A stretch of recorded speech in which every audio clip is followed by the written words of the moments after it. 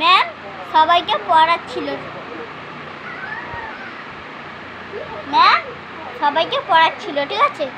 তারপরে এবারে ম্যাম দুটো মেয়ে আর একটা ছেলেকে মানে ওই যে পনির দাদাকে আর এই দিদিকে আর যেন আর রুষাকে যেতে বলেছিল। আর তারপরে হ্যাঁ না ম্যাম সবাইকে পড়াচ্ছিল, ঠিক আছে। বলতে বলতে ম্যাম দুটো মেয়েকে আর একটা ছেলেকে তিনজনকে বলেছে সিঁড়িতে যাতো, সিঁড়ির উপরে যাতো। উপরে ম্যামের একটা সিঁড়ি ছিল, ঠিক আছে। ওখানে সবাই ম্যাট রাখছো, ম্যাট কেন রাখে না, ধুলো যাবে বারান্দা সব, তারপরে স্লিপ হয়ে যায়। তাই জন্য ম্যাম বলে সব ম্যাট দেয়ালের উপরে রাখবে। কি হয়ে যায়?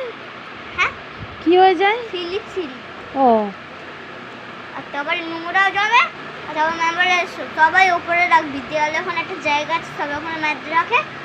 ম্যাম দুজনকে পাঠিয়েছে, দুটো মেয়ে আর পনির দাদাকে।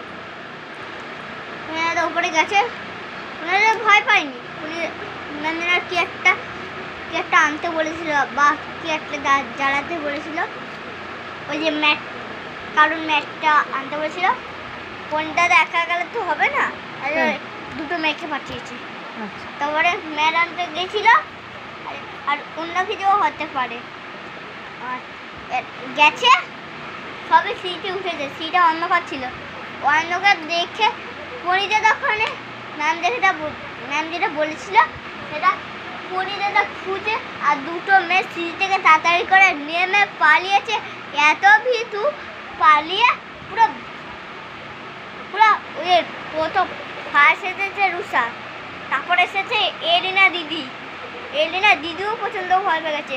পনির দাদা ছুটে আসতে পারেনি, পনিরা হেঁটে এসেছে, ও তো ভয় পায় না। তারপরে ম্যাম বলছে তোরা ছুটে আসছিস কেন? পনির দাদা বলছে হাসতে হাসতে ওই যে এলিনা দিদি না আর রুষা না ভয় পেয়ে গেছে।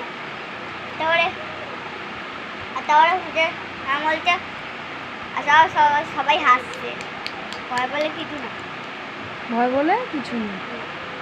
ভয় বলে অনেক কিছু। আমি সবসময় বলি ভয় বলে কিচ্ছু নেই দাদা।